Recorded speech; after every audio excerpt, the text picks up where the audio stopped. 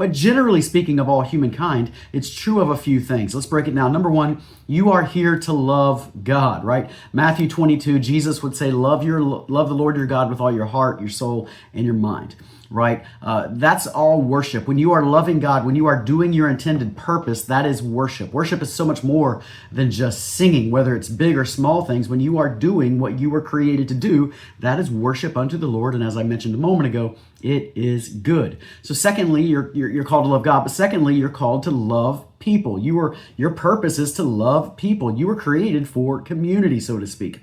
That's why Matthew 22, Jesus would also say that you love your neighbor as yourself in this great commandment.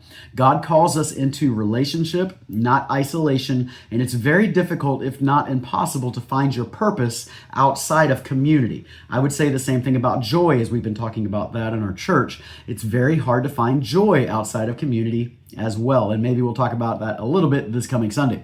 And then thirdly, I would say, I'm here to become like Christ. These are general principles of all humanity.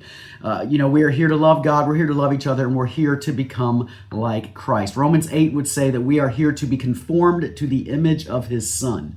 And part of that is serving, because God serves, right? I think that's part of loving your neighbor. It's also becoming like Christ. Jesus was the great servant of us, of humanity. And 1 Peter 4:10 would say, each of you should use whatever gift you have been given to serve each others.